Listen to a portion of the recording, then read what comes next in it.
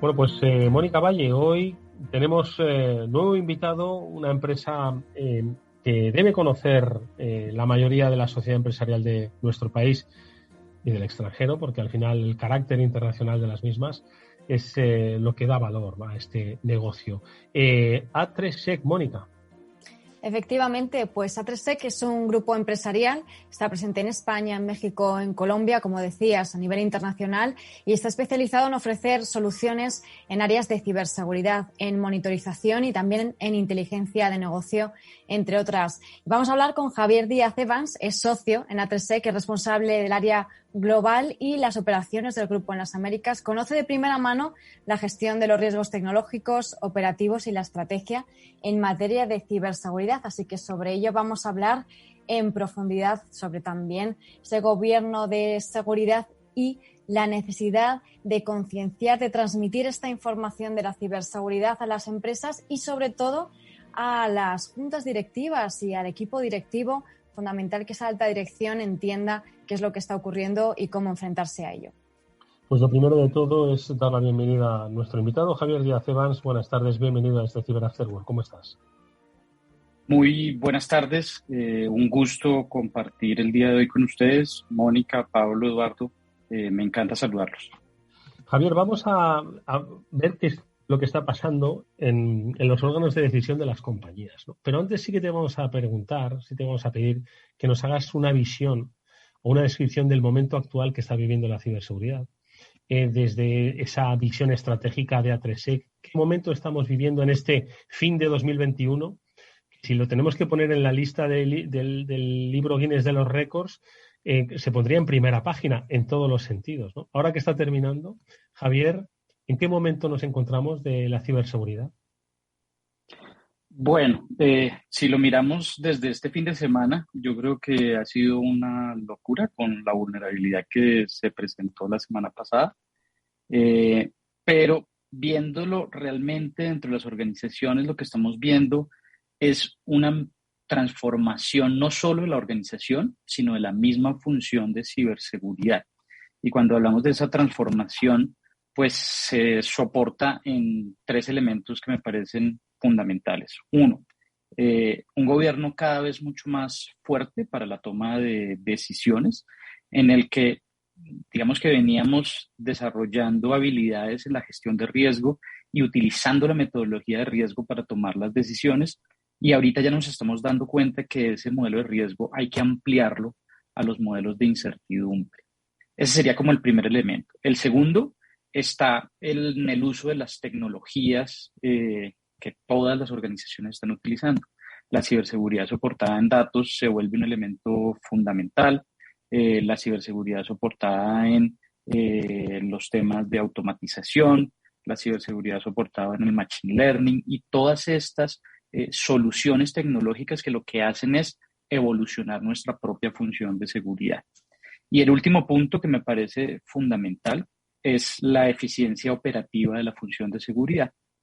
Yo creo que muchas veces soportamos los proyectos y todos los tipos de inversión en ciberseguridad en temas de algún riesgo o temas de ciertos controles por compliance, pero creo que cada vez ha venido madurando la función y empezamos a entender que tenemos que volverla eficiente y todos los nuevos proyectos se deben empezar a soportar en cómo hago más con menos en la función de ciberseguridad. Serían esos tres elementos los que me parece interesante compartir con ustedes.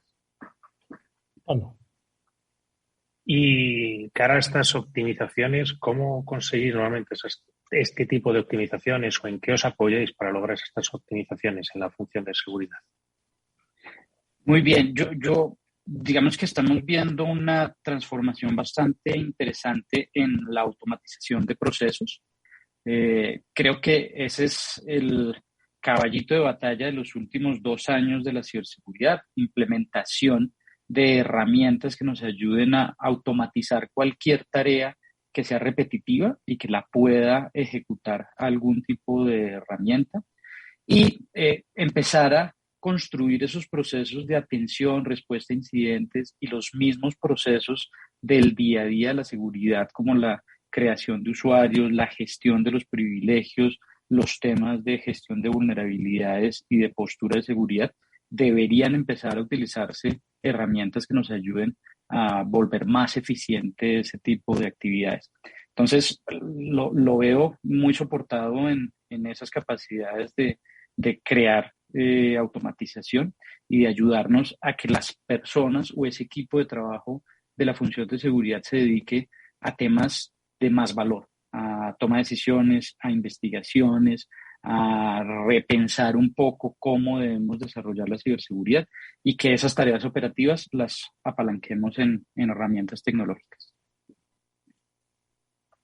Y para realizar todo esto, Javier, se necesita, por supuesto, ese presupuesto, ¿no?, dentro de las compañías en términos de ciberseguridad, y que todo el departamento de ciberseguridad, de riesgos de seguridad, esté apoyado por la dirección. Estábamos mencionando al principio esa importancia de que el equipo directivo tenga ese conocimiento, ¿no?, para poder tomar esas decisiones, que sepan qué es lo que está ocurriendo en materia de ciberseguridad, para también que eso se quede reflejado en la propia estrategia de la compañía y que la ciberseguridad esté imbricada en toda ella. ¿Cómo lo podemos hacer, Javier? ¿Cómo mejorar ese gobierno de la seguridad y ese conocimiento de la Junta Directiva en esta materia? Es un tema apasionante y que creo que tenemos que meterle mucha fuerza en los próximos meses. Te comentaba acerca de una reunión cuando estábamos estructurando la entrevista, y fue una reunión con un ministro de telecomunicaciones de un país aquí en Latinoamérica, en el cual me decía, mire, es que no sabemos nada del tema de seguridad y nos llegan proyectos que tenemos que aprobarlo por puro pánico, porque es tan crítico el tema y no sabemos que no sabemos si eso realmente va a generar un retorno, si va a funcionar, etcétera, etcétera. Entonces, aquí hay dos elementos que me llaman la atención, y es empezar a transformar un poco ese mensaje de la ciberseguridad en algo positivo y no en algo negativo. Arranco por dos experiencias que me llaman mucho la atención. Cuando trabajaba en una consultora, en una Big Four, el presidente se acercó y me dijo, oye, ustedes van muy bien. Yo lideraba el área de gestión de riesgos tecnológicos y él me transmitió un mensaje que me rayó el coco un poco. Me dijo, ustedes ya tienen esa capacidad de demostrar la protección de valor, pero necesitan empezar a generar un mensaje, un discurso donde también incluyan la generación de valor. Apenas me dijo eso, dije, wow, esto tiene mucho significado. Realmente la ciberseguridad siempre la vemos como la protección de valor, como algo donde recuperamos pérdidas o donde logramos reducir algún tipo de efecto por los incidentes de seguridad. Entonces empecé como a idear ese nuevo discurso, y es cómo volverlo positivo para el negocio. Entonces apareció un elemento que para mí es algo que sigo mucho, y es la Fórmula 1. Yo creo que ayer vieron ustedes el final de la Fórmula 1, y la forma como empecé a transmitir la ciberseguridad para que las personas lo entiendan era haciéndole la pregunta de ¿para qué creen ustedes que están los frenos en el Fórmula 1? Y siempre que transmito esa pregunta, las respuestas que me llegan son para que la persona no se vaya a accidentar, para no dañar el carro, para reducir la velocidad. Y mi respuesta es siempre la misma, y es no, el que sepa frenar mejor y el que mejor frenos tenga es el que va a dar la vuelta más rápida. Entonces, esa visión de la ciberseguridad donde es positiva, donde nosotros ayudamos a perseguir los objetivos de negocio, es la que tenemos que transmitirle a esa junta directiva, a esos miembros que pueden no ser técnicos, que son personas de negocio y tienen que entender la función de ciberseguridad de esa manera. Entonces, es un poco eso es lo que estamos desarrollando y lo que estamos ayudando para que el mensaje sea mucho más constructivo y que se entienda el porqué de nuestra función dentro de la organización.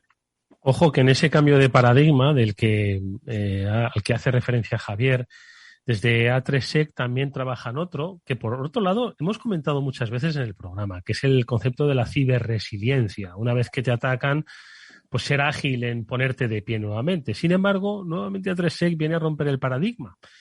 Lo digo en la similitud de los frenos. Y vosotros habláis de que no hay que ser ciberresiliente. Bueno, se puede ser ciberresiliente, pero es mejor ser antifrágil frente a la ciberresiliencia. Explícanos este concepto, Javier, por favor. Bueno, eso fue un libro que me leí de Nicolás Taleb, un economista, que se lo recomiendo. Se llama Antifrágil. Él también tiene otro libro bastante interesante que se llama El Cisne Negro. Sí, es el que nos puso en la pista de la crisis financiera del 2008. Aquel personaje. Sin lugar a dudas. Entonces, fue muy interesante porque cuando yo estaba haciendo mi maestría en dirección de negocios, empecé a meterme en temas de riesgo diferentes a los riesgos operativos y entré a clases de riesgo financiero y empezar a sacarle ciertos conceptos al riesgo financiero y volverlos aplicables a los temas de riesgos de seguridad me pareció un elemento interesante. Entonces, Taleb dice un tema y es, mire, los modelos de control se basan como en 3 elementos que termina relacionándolos con cuentos de la mitología griega. Y entonces el primero es la espada de Damocles. Entonces ese concepto es que usted va a fallar y se va a morir. Y entonces Damocles lo invitaron a un almuerzo y el rey le dijo, sí, usted viene a comer conmigo, pero se tiene que hacer debajo de esta espada. Y la espada estaba amarrada con un hilito muy delgadito. Entonces, asumir el riesgo de sentarse ahí para comer con el rey era demasiado crítico. Entonces, es un modelo complejo, difícil de soportar para las organizaciones. El siguiente es el modelo resiliente, que él lo asocia con el fénix, ¿vale? Entonces, el fénix muere y de sus cenizas renace, pero vuelve a ser el mismo fénix. Y el concepto de antifrágil dice, oiga, tiene que ir un poquito más allá. Y es la hidra, el concepto de la hidra. Y es cuando le cortan la cabeza a la hidra, salen 3 o 5 cabezas, dependiendo de cómo se explique la mitología. Pero lo que hay detrás son varios elementos. Uno, que la falla va a ser importante para nosotros. El tener incidentes de seguridad es importante. El gestionar el caos es importante. Lo más importante es aprender de ese caos y mejorar nuestro modelo de seguridad, no volver a hacer lo mismo, no levantarnos de la caída como en los modelos resilientes, que es volver a estar como ese caucho que lo estiraste y vuelve a estar en su mismo estado inicial, sino es transformar el modelo de seguridad, es plantear ese modelo de seguridad adaptativa en el cual vamos evolucionando cada vez que cometemos un error o que tenemos algún tipo de falla. Entonces, esa es un poco la visión. Nuestro propósito como organización es blindar activos digitales evolucionando permanentemente. Y el modelo antifrágil nos lleva a eso, a que podamos evolucionar constantemente nuestro modelo de seguridad y no pensar que los controles son estáticos y que no van perdiendo efectividad en el tiempo. Eso es un poco como la idea. Y le iba a preguntar a Mónica, que es ella quien más nos ha introducido en el mundo de la ciberresiliencia, ¿no? De hecho, hemos realizado, quizás os lo recordaréis, Pablo, Mónica, algún especial en este Cyber After Work sobre la ciberresiliencia. Esto viene a, digamos, es el siguiente escalón, ¿no? Obviamente es importante levantarse cuando te han dado un golpe, ¿no? Lo que reivindica 3Sec es, que me parece una analogía fantástica, que el chicle que se ha estirado en esa criticidad, ¿no?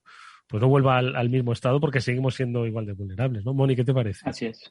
Sí, efectivamente, hemos hablado mucho de esa capacidad de, bueno, aprender de los errores, por supuesto, pero de aprender durante todo el proceso, sobre todo de entrenarse, que la ciberseguridad no es algo reactivo ni proactivo únicamente, sino que también tienes que estar entrenándote durante todo el tiempo, eso es algo constante, para que en el caso de que se sufra un incidente se pueda reaccionar y se pueda responder de la forma más rápida, más ágil y más precisa posible para recuperarse y, por supuesto, ya que aprendes de esos errores, mejorar y aprovechar la oportunidad para ser mejor y para evolucionar, como también decíais, ¿no? Pablo. Pues la verdad es que, Javier, me ha encantado el concepto antifrágil y el ejemplo de la hidra también me ha gustado mucho por esa opción de, oye, pues, si te tumban un servidor, levantas 3, si te levantan 3, levanta 5, a ver qué se va corrigiendo y sobre todo esa adaptabilidad y ese poder corregir poco a poco y, como bien decías, un punto bastante importante, que los controles de seguridad no sean algo estático, que no vayan perdiendo esa eficacia y que sigan evolucionando y que si por un caso han perdido algo de eficacia, pues se renueven para continuar dando servicio. Yo te quería preguntar un poco también por el clásico paradigma que hablamos muchas veces de seguridad, en el que hablamos de que tenemos tecnología, tenemos personas, tenemos procesos. ¿Cómo ves este modelo y cómo encaja en ese modelo de antifrágil? Bien, pues digamos que en estos modelos de ciberseguridad, pues los tres elementos se vuelven fundamentales: la tecnología, los procesos y las personas. De vez en cuando creemos que con la evolución de la tecnología las personas empiezan a perder cierto brillo, cierta necesidad, que los algoritmos de inteligencia artificial van a reemplazar las personas, y la verdad es que no lo veo. Cada vez va a ser mucho más potente la necesidad de esa unión de los tres elementos. Y yo creo que es el concepto de economía. Antes hablábamos que la forma de crecer y desarrollarse pues era con capital, con dinero. Después empezamos a ver que las máquinas o las herramientas nos daban una capacidad de generar valor mucho mayor. Y ahorita creo que el capital social, las personas, la tecnología, todo esto va a hacer que seamos mucho más eficientes.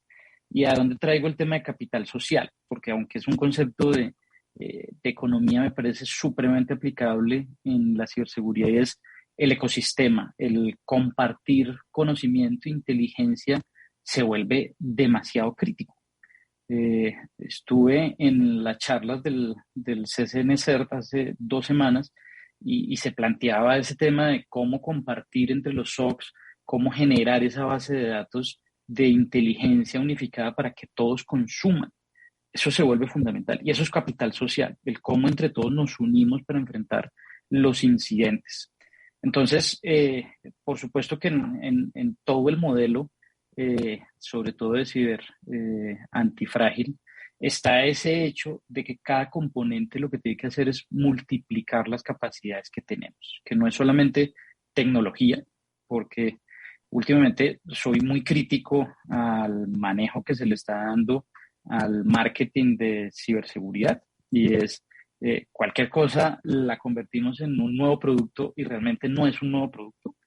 Ejemplos de esto es el Zero Trust, ejemplo de esto es el tema del XDR. Cada uno de estos elementos pues generan como ruido en el mercado y todos estamos prestos a decir, bueno, ¿qué es eso? Porque necesito adquirir.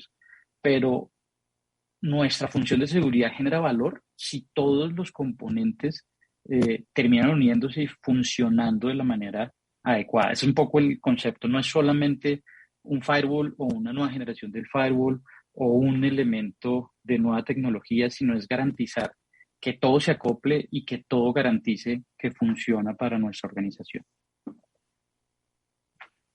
Y profundizando precisamente en esto que estabas contando, Javier, porque estábamos hablando antes de evolución, y si hay algo que está en constante evolución es esta propia industria de la ciberseguridad. Como estabas contando, cada vez hay más opciones, más herramientas, más soluciones, pero sobre todo más siglas. Es muy complejo y se hace complejo también, como decíamos, para alguien que tiene que meterse a invertir en algo. Muchos términos, algunos marketingianos también, como decías. ¿Cuál es la realidad de todo este panorama? La realidad real, más allá de ese marketing. ¿Qué te puedo compartir? La realidad es que los controles de ciberseguridad casi siempre tenemos los mismos que han funcionado por muchos años, ¿vale? La criptografía es un control de ciberseguridad que lleva siglos y siglos en la humanidad y ha evolucionado a partir de esas nuevas tecnologías, ¿ok?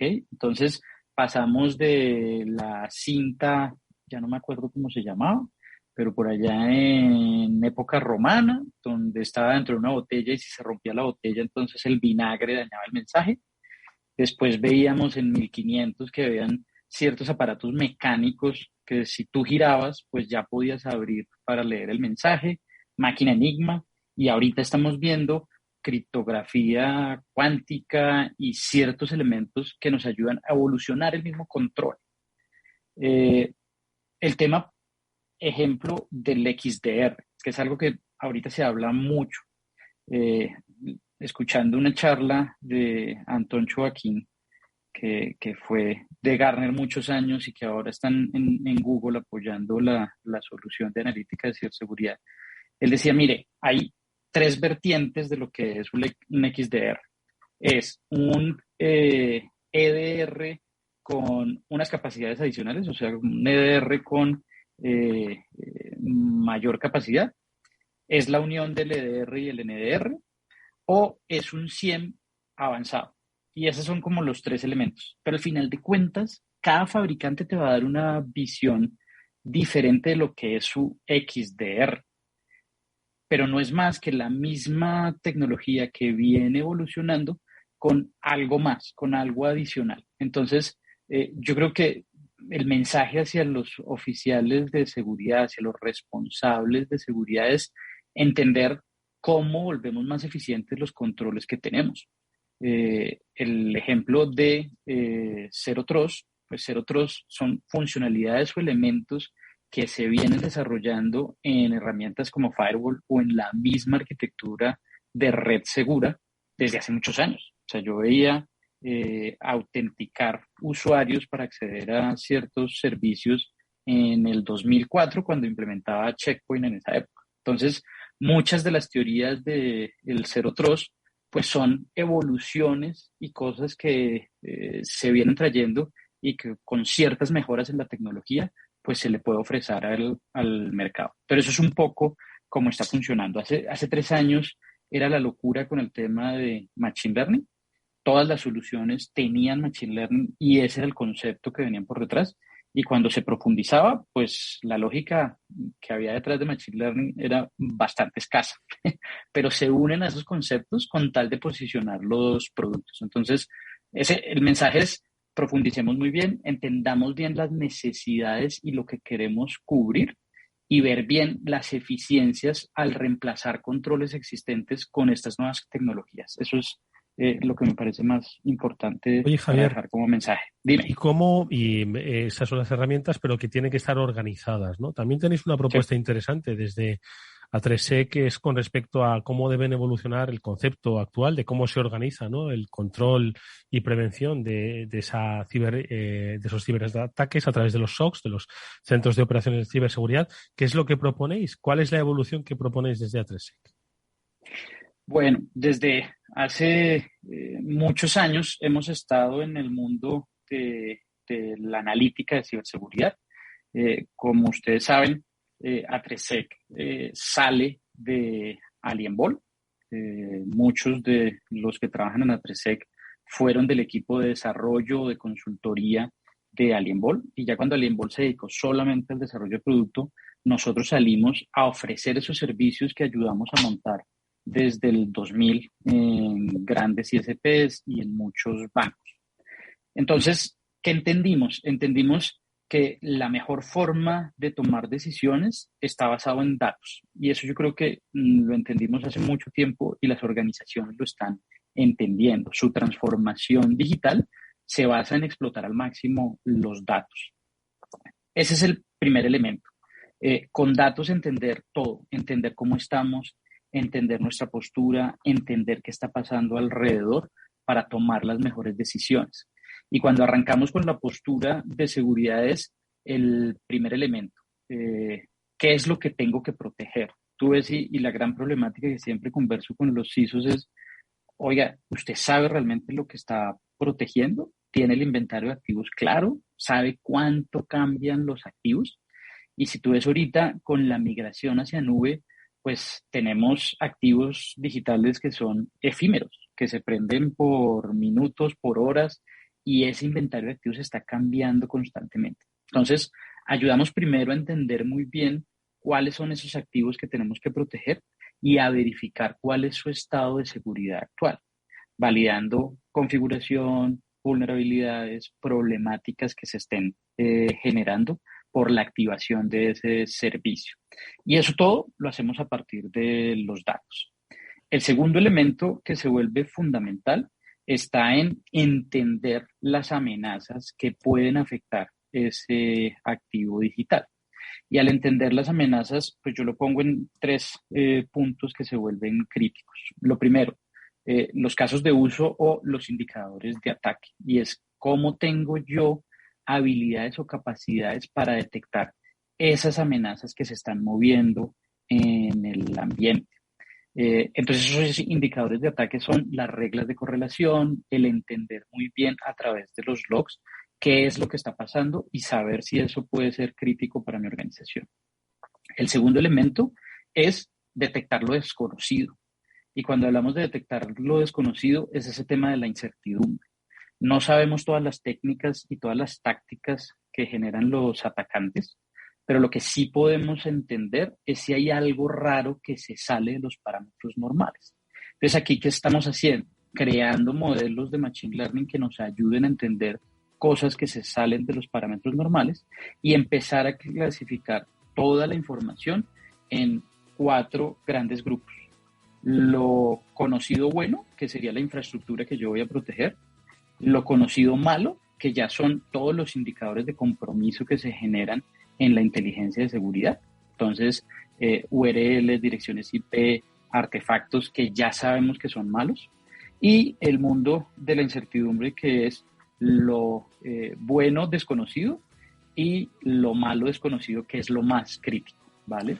Ese sería como el segundo elemento crítico para ayudar a que las operaciones de seguridad sean más eficientes. Bueno, Javier, pues hemos podido conocer una muy interesante reflexión sobre las estrategias de ciberseguridad de la mano de A3Sec, un cambio de paradigmas, una evolución de los mismos, ¿no? que hemos venido comentando en numerosos programas y que con tu ayuda creo que abre una nueva perspectiva sobre cómo enfocar en estos tiempos de cambio rápido las nuevas estrategias de ciberseguridad. Te agradecemos mucho que hayas estado con nosotros. Ha sido un gusto que nuestros oyentes puedan compartir esas reflexiones recibidas de la experiencia de años de A3Sec.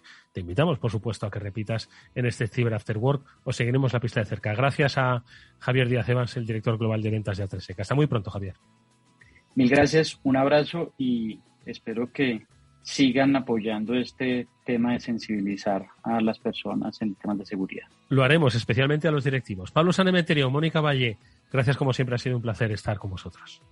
Muchas gracias. Vosotros sí. Nos vemos nosotros mañana a las 19 horas en el horario habitual del After Work, el programa de Capital Radio. Hasta entonces, nos despedimos. Gracias.